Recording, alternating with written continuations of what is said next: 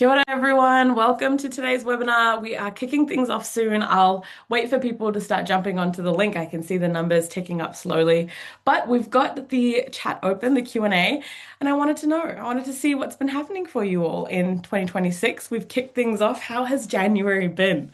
Has it been good, exciting? Have you hit the ground running? Let me know. I can tell you that we thought we were going to get into a year that might, be a little bit more easy, but it definitely has ramped up towards the end of January. So it's been an interesting start to the year, to say the least. But how's things been with you guys? Has it been? I know that there's been obviously awful weather that's been happening, so hopefully you guys are all staying safe and you guys are all well.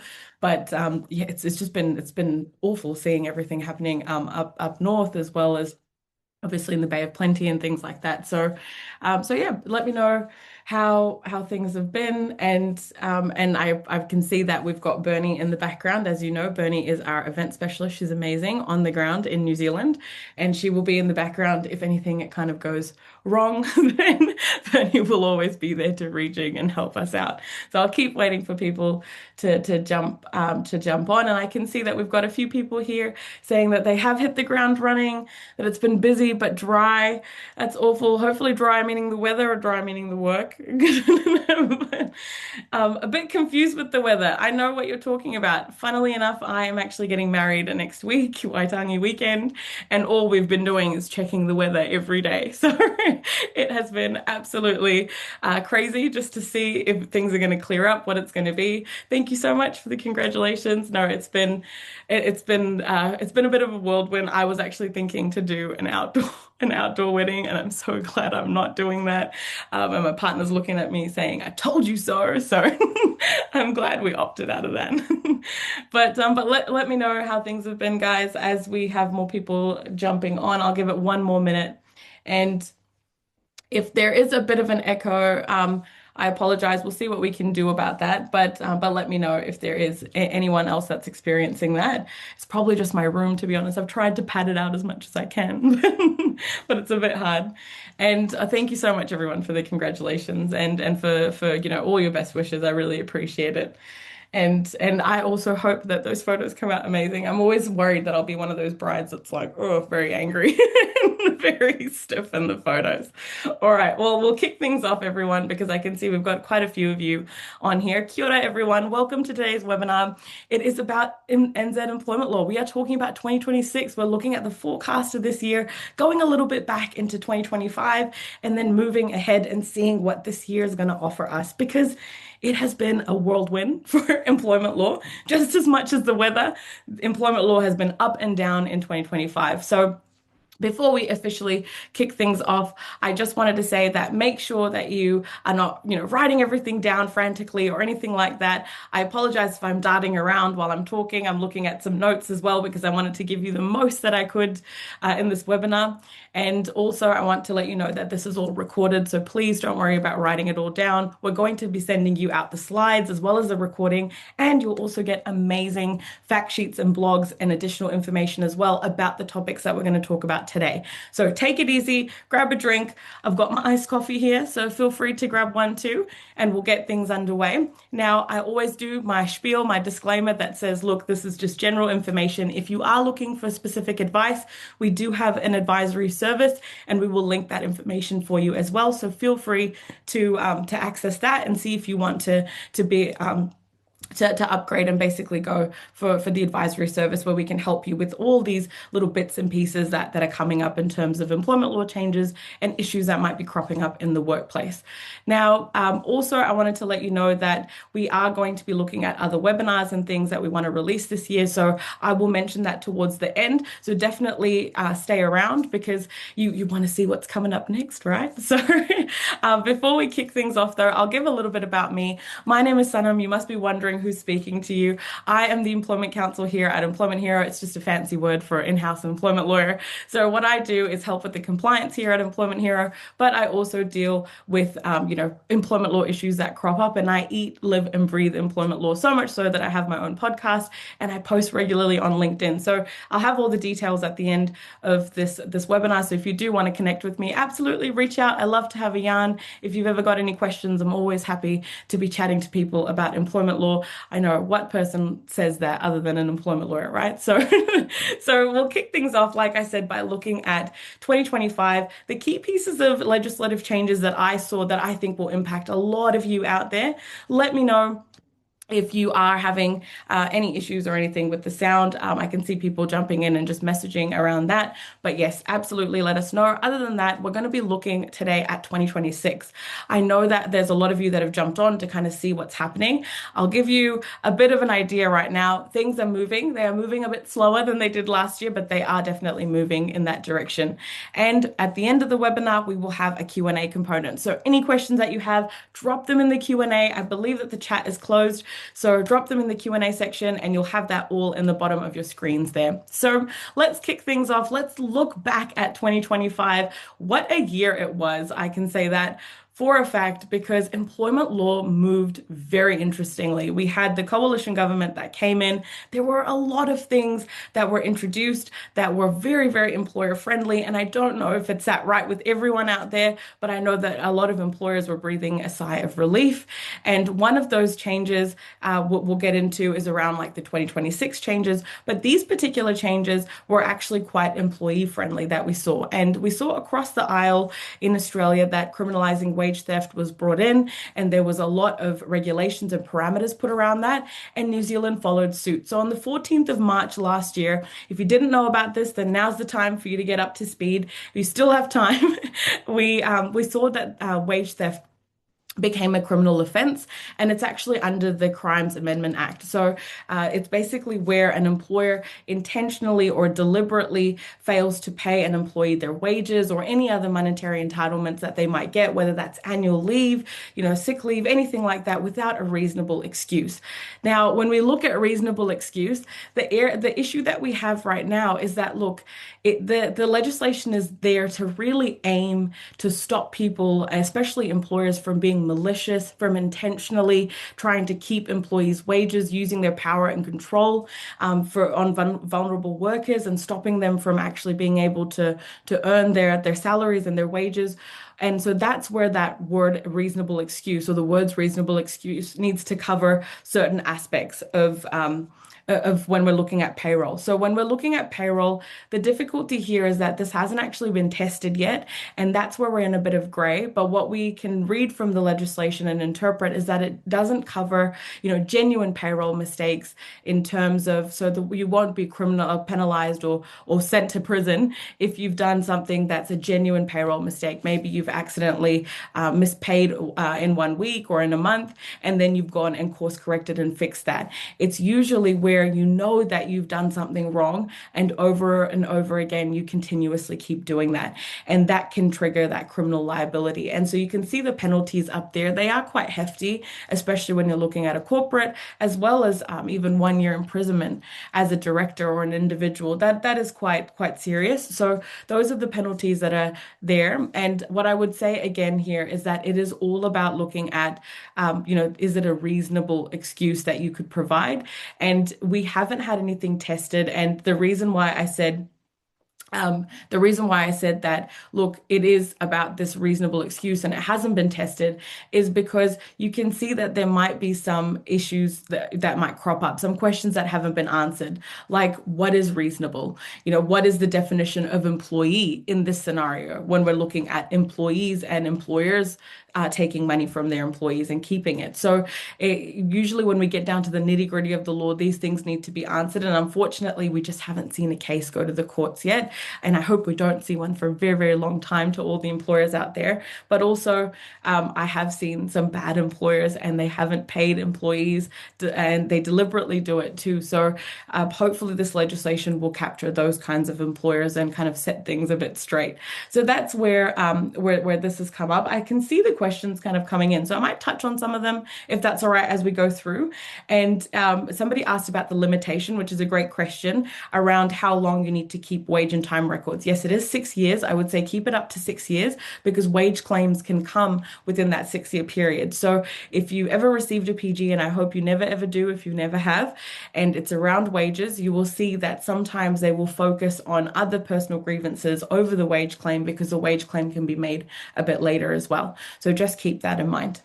And so what we'll do is we'll move on to the next bit, which is around pay secrecy. And pay secrecy has been a very interesting hot topic. It's been going on for years, to be honest. But finally, on the 26th of August, we saw legislation come through, which basically gave a new PG ground, a new personal grievance ground that allowed employees to raise a personal grievance if they've ever been mistreated or there's been adverse action or conduct taken against them because they've discussed their own pay or their remuneration. Now, up until the 26th of August, you could bar employees from talking about their pay. You could have a clause in your employment agreement. Usually, I would say that it sits somewhere around either the confidentiality clause or some people have put it in the remuneration clause. But normally, the confidentiality clause will have something in there around please don't discuss your pay with any of your employees. You can't, basically go after an employee or stop them from discussing their pay now. You can, as we've put on that slide, you can have the clauses in the contract as it stands, but and those can be for your previous contracts that you've got in place. I would say for any new ones moving forward, remove them. It's probably better so that you don't create confusion. You don't want a manager, running gung ho and then using that particular clause to do anything. So it is much better. But I would say to that effect, make sure your old agreements, you don't need to worry about changing them or anything, but just don't act on those particular clauses. And so it's always best to make sure around this area, look, it's easier to just look across the aisle. Australia has already put these protections and these limitations in place. And basically, what I would say is that it's a great way to at least look at what processes and steps you need to do in your business to make sure that you are staying compliant and to make sure that you are also fielding all these questions that might come at you. I remember when I worked in advisory, I worked in the hospitality sector all the time. We would see chefs jumping from one restaurant to another just for 50 cents sometimes. And sometimes they'd be chatting to everybody about their pay. And all of a sudden, you've got employees going, oh, you're on $25 an hour. Why am I only getting minimum wage? And things like that. So it's much, much better to be in a situation where you can field those calls. And I would say, look across the aisle. We also have our own resources and things that you can use. So we will be sending all of that as well. But just keep that in mind. So this is something that's come into place. Just make sure that you are not acting on it and you are unfortunately going to have to bear the brunt of employees discussing their pay and also discussing maybe with you and questioning you about their pay and why the benchmarking is done that way. And that's why having a great comms plan around that will be really, really useful. So the next thing that's changed, and keep in mind this has all come into place 2025, and this one kind of snuck in a little, if I could be honest. It flew a little bit under my radar too, and then when I saw it I was like, oh, this is a good one for everyone to know. So on the 30th of March, if you didn't know, there was a kind of a rejig and a little amendment made to the Employment Relations Act, and it was around Section 64. So normally the legislation would say that employers should have an agreement in place with the employee and all of those things. But now it's very clear and it's set in stone that employers have to. You must provide a copy of the intended agreement to the employee before they start and ensure a signed copy is readily available at all times. So that is very critical. You need to understand that you need to have this agreement ready to go, and platforms and systems like Employment Heroes HR platform will actually give you that ability to be able to access the document and be able to download it straight away. And the way that the legislation is set out is that if the employee asks for a copy of the agreement, then you need to provide it within 7 working days. And this kind of aligns with what we've seen with the labor inspectorates coming in as well. It also gives them power to serve you a notice and say, hey, we asked you for the agreement, you haven't given it to me, so now we're going to give you a notice and you need to provide it within this time. So usually it follows the same time frame, and it's very important because you don't want to be penalized for this unnecessarily. It's something that's quite simple to have in place, and I know a lot of times you're trying to onboard somebody quickly and it's the last thing that you want to do is issue them a contract. Sometimes it's a bit of a handshake agreement, isn't it? So we want to avoid all of that now, and we want to make sure that we provide that copy to them. So And somebody asked a question around if this actually applies to the older agreements or the older contracts that are already in place. I would say that just so that we differentiate between the two, this is, I would say, for the most current agreement that you've got in place, definitely yes, you need to provide that within that time frame. And it's always good to have the previous amended agreements or anything previously signed in your platforms, in your systems as well. That will also ensure that you can always just ship that off to the employee when you need to, because at the end of the day, they, under the privacy legislation, they have access to everything that has their name on it, that has their personal information on it. And in this case, that would be their personal information as well. So I would say just always have it available and ready to go. Sorry, I'll just quickly answer this one and then we'll move on to the next one. All right, so now let's look at 2026. This year, everyone's saying it started off, it's a bit dry, it's a bit, all over the place, and it's been a bit chaotic and a bit of mayhem. So hopefully employment law doesn't feel too much like that.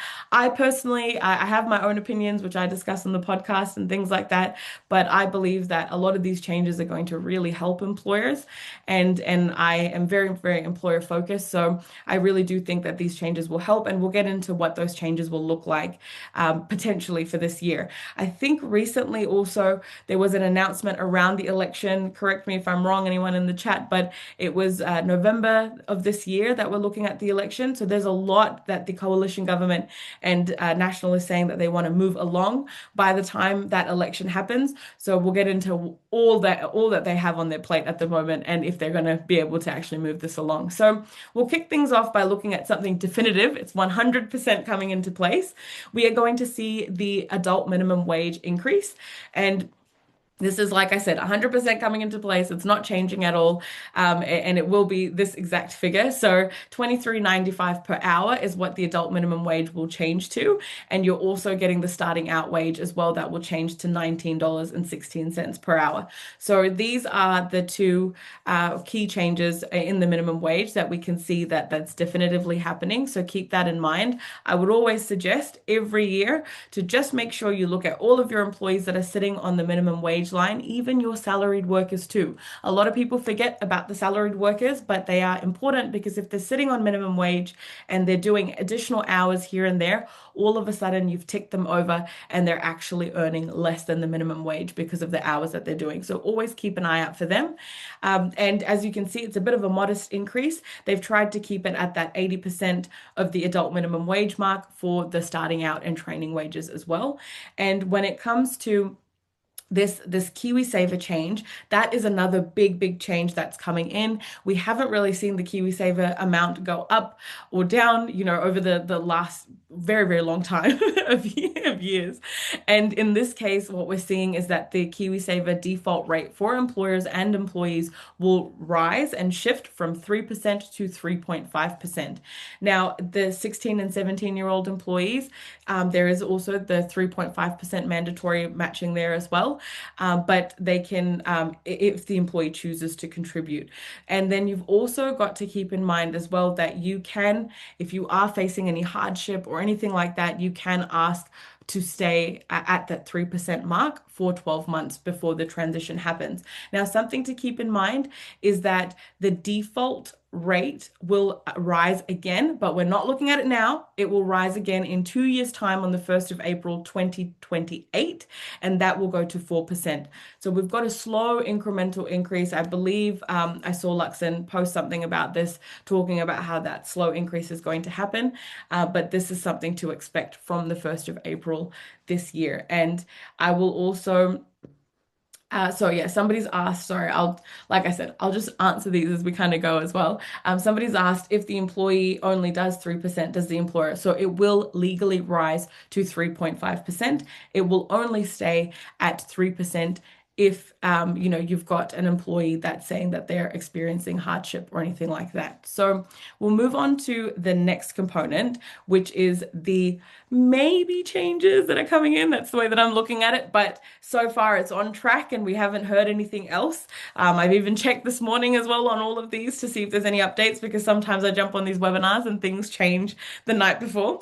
But from what I can see, they are trucking along in the same kind of momentum and nothing's really changed. So what we heard last year in 2025 was shocking. We heard that the Employment Relations Act is going to go through a massive amendment, and what we saw were amendments that we have never even heard of or seen in New Zealand before.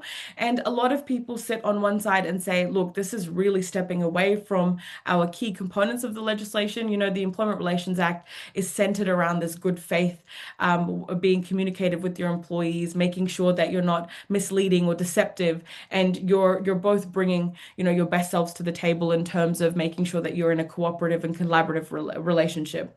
But when we're looking at these amendments that are coming in, they definitely do step away from that. However, what I always say, and I say it on LinkedIn as well, whenever I'm in, you know, posts commenting and things like that, is that we just need to look across the aisle at Australia, because they have brought in a lot of these different forms of, you know, amendments and different components of the legislation that the coalition government is trying to do.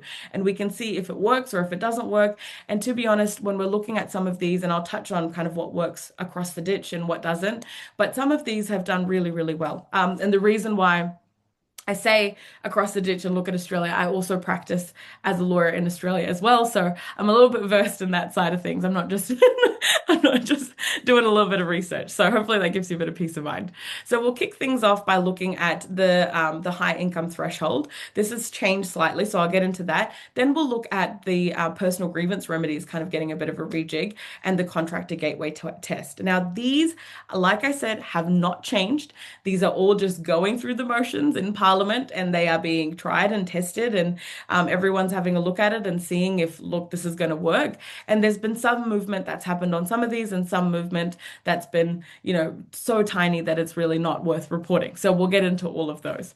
So the first thing is the high income threshold. Now, what the coalition government, especially Minister Brooke Van Velden, who is the Workplace, Health and Employment Relations Minister, she basically came forward and said, look, we want to introduce this high income threshold, because what we've found is in particular roles, like let's say public sector roles where people are earning high amounts of money, even at the exec level, we find that it causes a lot of low morale in teams. It causes a lot of difficulty in teams when you've got a manager that you are struggling with and they are quite senior and you can't move them along. It trickles throughout all of the business, because you've got usually that person with maybe 20, 30, 40 people under them, or it could be just a couple of people under them, but it does make a huge impact. So what can we do to change that?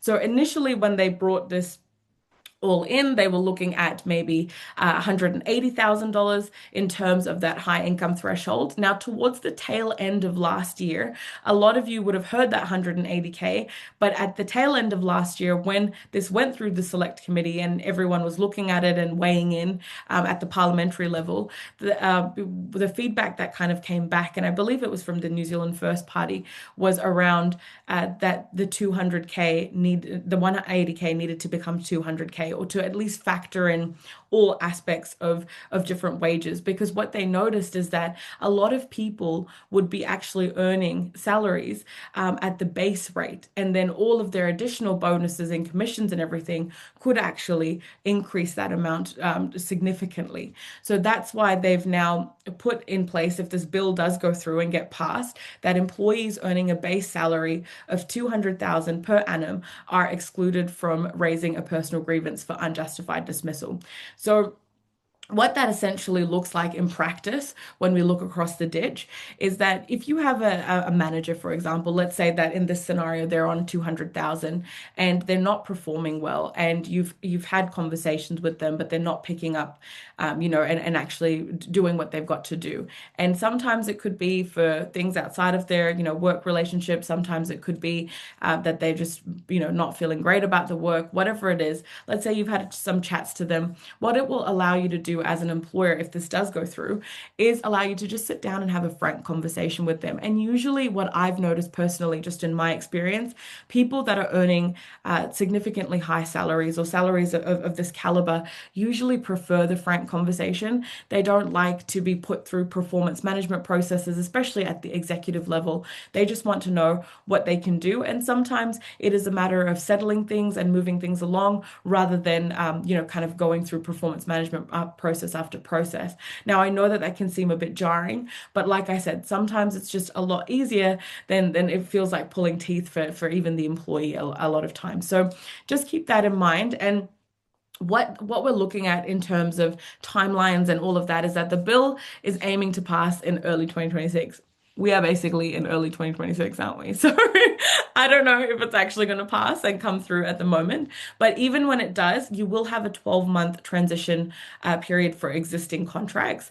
Now, what will get captured as part of that 200,000? So I'll read this off so that I've got it all right, is bonuses, commissions, employee share schemes, and even one-off payments. So sometimes high-level employees, execs will get a sign-on bonus. So all of those things would be included. And by including bonuses and share schemes and all of that, the law now captures total remuneration rather than just looking at 180 base. So that is where it's shifted quite a bit.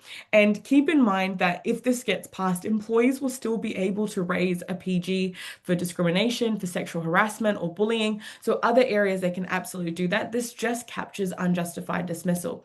Now, something that's interesting in New Zealand that they're going to introduce if this does go through is that employers can contract back in, and you can have no fault termination clauses, which would say, that if an employee was terminated, then maybe you'd pay them just a sum of money to basically end the employment, or maybe you could just contract back in and say that if you do go through a termination process, they can go to mediation, they can go to the ERA and go that way. So this is something that I would say as a business, just keep your eye on this and see what you want to do. You do have that 12-month transition period, but I would also recommend just thinking about it in terms of your business and how you want to handle these as they come in. If you've got a lot of execs, a lot of people on high salaries, then you're going to have to field through this clause. So it's better for you to have a clear understanding of what you want as a business, and then you can see how you want to negotiate with employees. For employees, it's up to you. If this is something that matters to you and you want to include this in your agreements, then make sure that you're negotiating with the employers. But for all the employers out there, I would say start thinking about this because it will be important. So that is the first, major change. And to be honest, this one moved so quickly at the end of last year that I thought it was going to land in January, but it still hasn't come through. So let's see, let's see what happens. So the next thing that we'll touch on, which I am fascinated by this, if I can be honest. And I know that it's not ideal for a lot of people out there. They don't like this, but for employers, I can tell you this is amazing, because what the coalition government has looked at is personal grievance remedies and reforming those remedies for employees specifically that have contributed towards the personal grievance, or employees that have caused serious misconduct in the workplace and employers have had to terminate them. Now, I have dealt with some awful personal grievances where I've represented the employer and just seen how much employees can be vexatious. They can jump from employer to employer and do these things. And it honestly, it's so frustrating. And you really feel for those employers. And yes, like I said earlier in the webinar, you do get your bad employers, your bad employers. And you do also get employers that actually maliciously don't pay employees and things like that. But it goes both ways. And I do see the employees definitely kicking up a fuss and causing issues in the workplace. So what the coalition government has said, and this came up last year, was that usually when you go through the ERA process, or the Employment Relations Authority, or when you go to the employment courts, if there has been serious misconduct that's happened, so let's say that the employee has stolen large amounts of cash, or they've been violent in the workplace, then if the employer doesn't follow a clear cut and a proper process, and what a fair and reasonable employer would do in the circumstances, and that test is hard, right? A fair and reasonable employer in the circumstances. Situations can get curly, hairy, it can get complicated. So when you look at that level of what you need to achieve, a lot of employers do get it wrong, unfortunately, and they end up terminating on the spot, or they run through the process, but they don't do the investigation properly, and they do the rest of the process right. So what this new piece of legislation will do, if it does get passed, it's not passed, is that if an employee is found to have engaged in serious misconduct, they will not get any remedies at the employment relations level, at the authority level, at the court level. They will not get any remedies. And it's really important to understand that this is for serious misconduct. So if we're looking at theft, fraud, violence in the workplace, that those are the things that we're looking at. And what we've seen here as well is that even if the employer maybe skipped a slight bit in the step or maybe did something a little bit wrong, it basically will still allow them to go through this process and come out the other side a little bit more vindicated. So knowing that that they have had an employee that engaged in serious misconduct and that they have terminated them and they have basically followed most of the process as much as they could, bits and pieces here and there won't disadvantage the employer in any way. Now, when it comes to contributed conduct, that is completely different. So with that one outside of serious misconduct, we're looking at the employee maybe derailing a process. Maybe they delayed the meeting times. They did certain things. Now, I read a case recently, just a couple of weeks ago, and the employee was just so excited that they won this case. But when I read through the case and I had a look at the beginning, the employee did a lot to derail and to make the situation difficult for the employer. And all the Employment Relations Authority could do is reduce the compensation slightly. However, they only reduce it by a couple of thousand or something like that. And the majority of the money is still paid by the employer, even though the employee kind of set the employer up and baited them a little bit. So it does happen. And to avoid that, the purpose of this bill is to essentially say that an employee will not be entitled to reinstatement, which is a primary remedy. It's usually the go-to if they want to come back to work, and compensation if they contributed towards this personal grievance. So if their behavior kind of added to that. Now, lost wages will still be available, and usually for lost wages, you're looking at 3 to 6 months. So that will still go through the same processes where you'll have to show that actively that you've been applying for work, unable to find work, and that you are actually losing wages.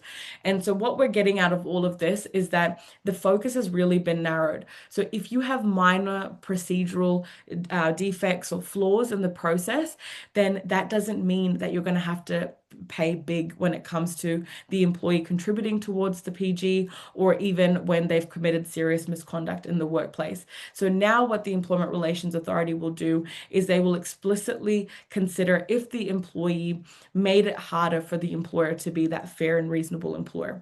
So just keep that in mind. And like I said, the 100% reductions that can happen to reduce any available remedy, for example, with lost wages as well. And so that can be an option as well. If the bill gets passed, the authority and the court will have the discretion to reduce the available remedy, which is lost wages, by 100%.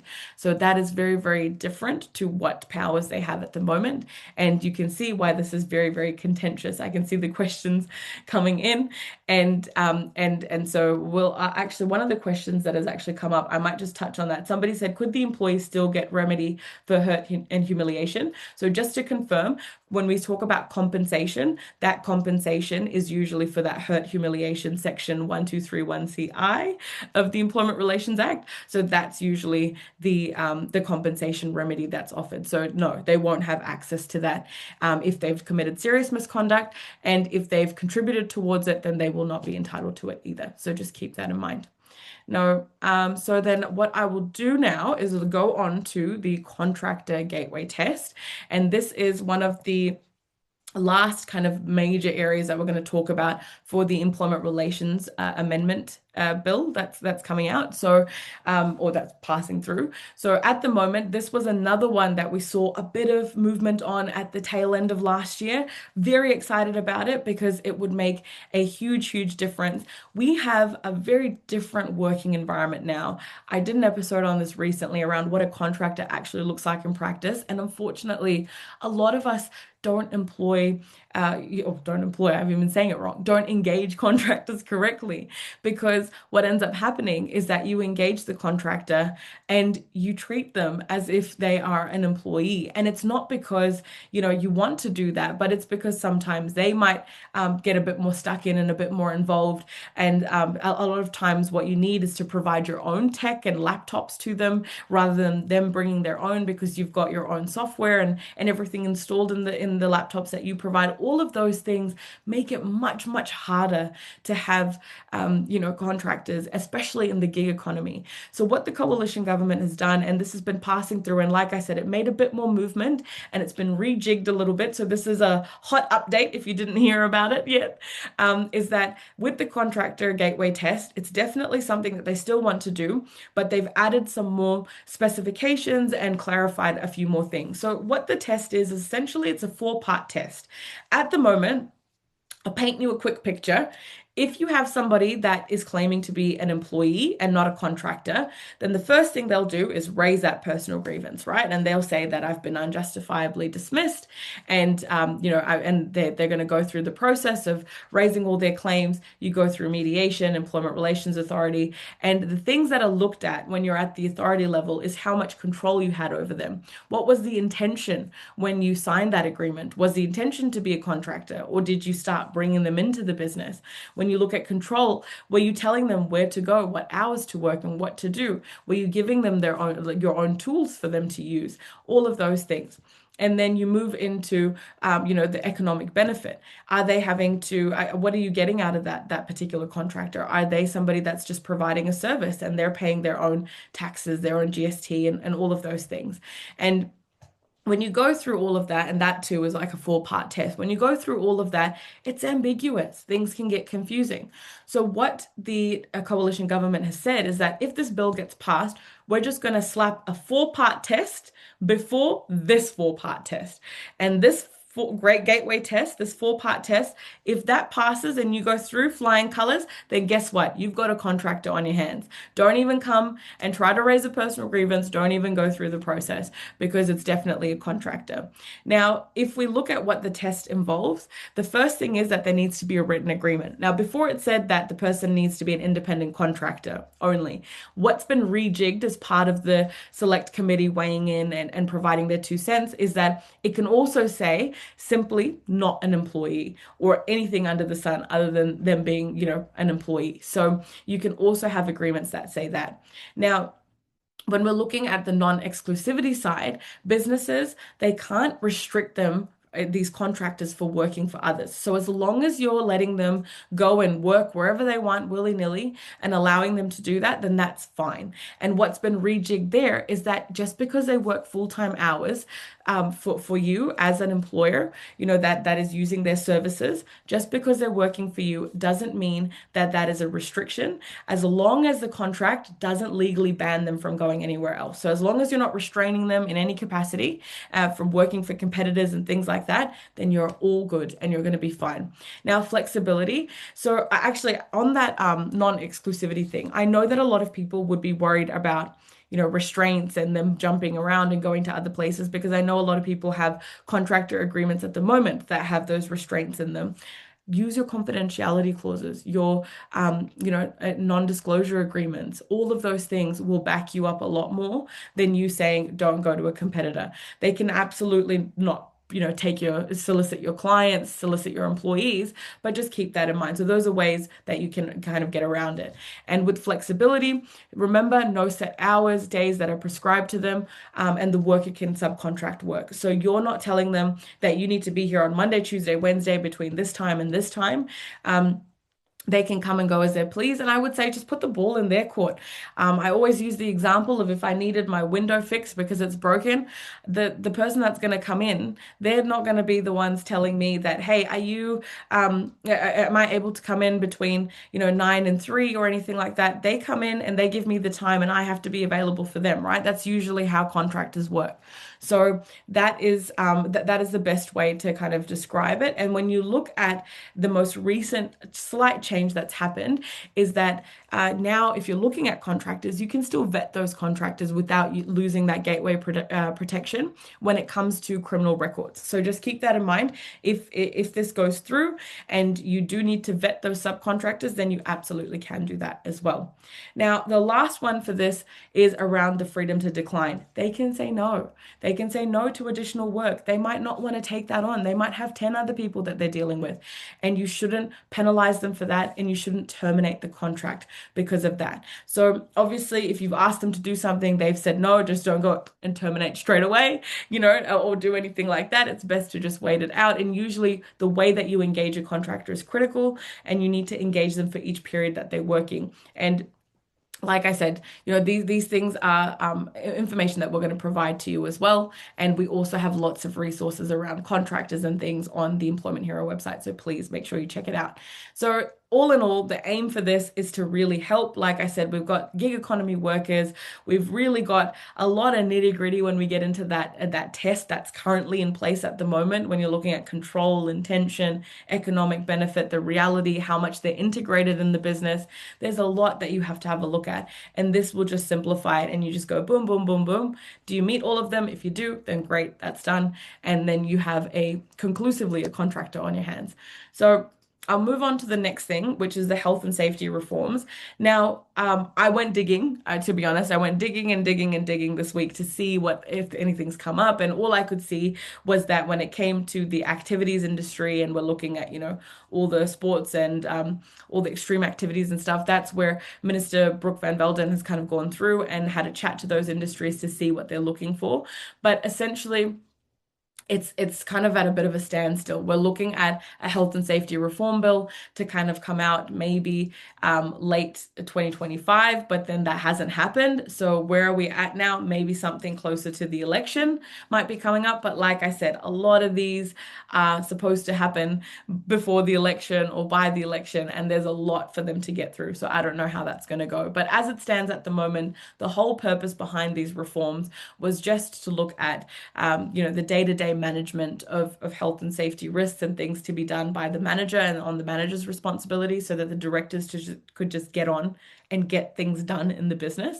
And then small businesses have the ability to kind of manage critical risks, and they might have a carve out where they don't have to necessarily have a look at everything and have all this compliance burden placed on them. It could just be that it's the basic facilities that's needed to ensure welfare. So that's kind of where those reforms have come up and where they're sitting at, but we'll see what's going to happen. Now, Bernie and I have a wonderful question for you all. We would love to do a health and safety webinar. Of course, the webinar is something that is going to, be related to the health and safety as it stands at the moment. But we would like to know from you what what you'd like to see. Would you like to see a webinar that's based on construction? Would you like to see an industry specific? Would you like to know about the health and safety basics? And let us know. Like, if health and safety is not important to you, then that's good to know too. But we would like to at least come to you and ask you the questions. And what I was thinking was topic specific. We've got remote workers, burnout, things like that, how to navigate those health and safety wise. But it's on you guys. So let us know what you think. We'd love to know. And then that way we can tailor this webinar to what your likes and dislikes are and what you're kind of experiencing in the industry as well. So I'll give you a little bit of time to quickly vote. So like I said, what would you want covered if we presented you with a health and safety webinar? And let us know. And then I'll move on to the next slide now. So this is basically, I think we're reaching the end, everyone. Woohoo! We've got enough time for questions. I can see them flying in. And so what I can see is that we are dealing with the Employment Leave Act now, and there's been a lot. I know last year I mentioned that the Employment Leave Act has been kind of introduced and it's coming up, and it's something that what we need to at least start looking at. And somebody came back and said, I'm not going to look at this until we know that it's going to be passing through, and we definitively are in that transition period. Fair enough. It's your call.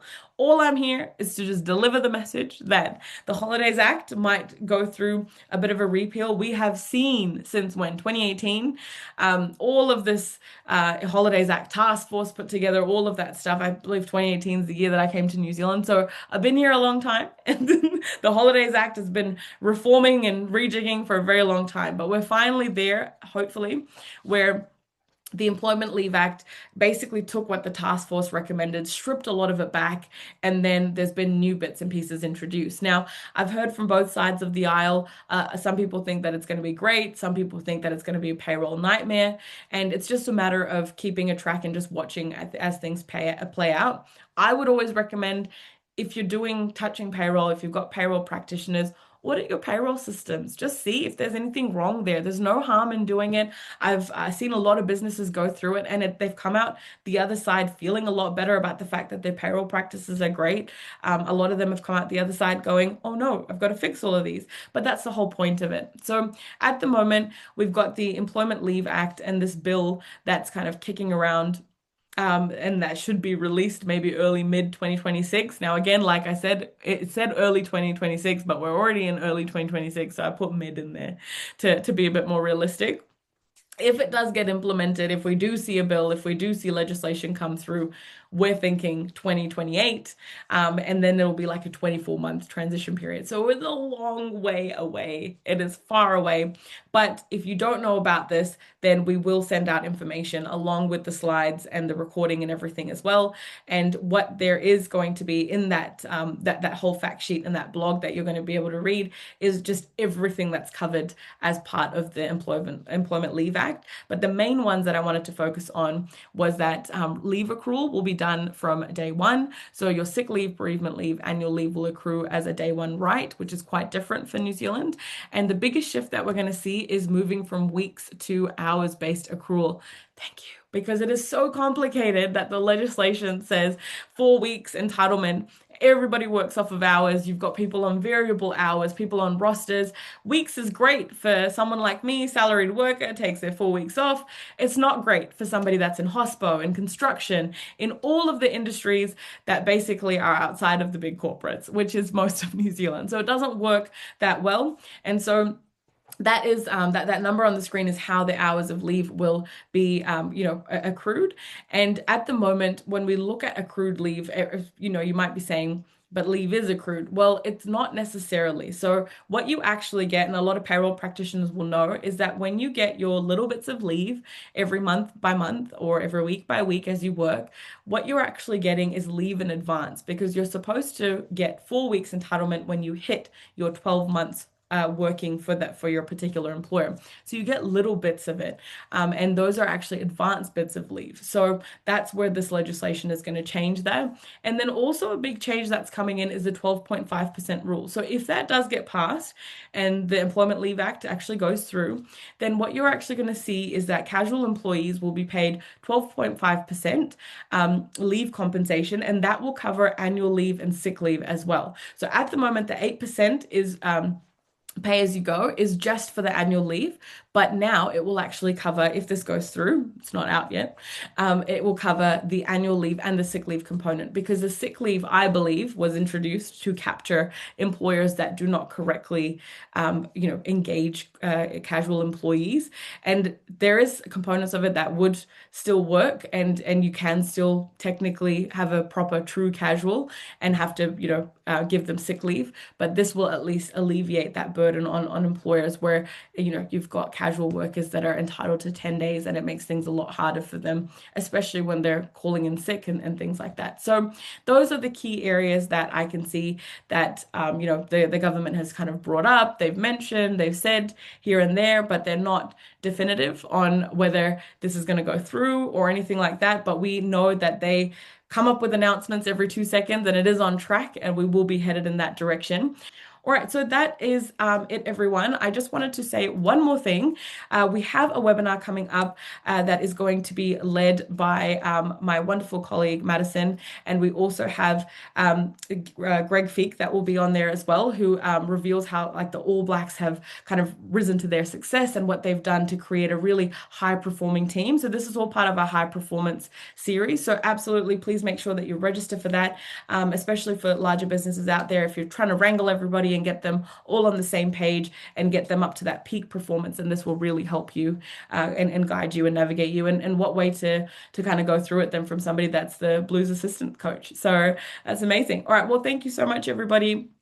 I hope you've had a lovely, time on this webinar, and just keep in mind as well that this is all recorded, so we'll send you out all of that information. Like I said, please feel free to reach out to me on LinkedIn, connect with me. Love to chat to you all, and make sure that you stick around if you want to kind of give us your 2 cents about this webinar.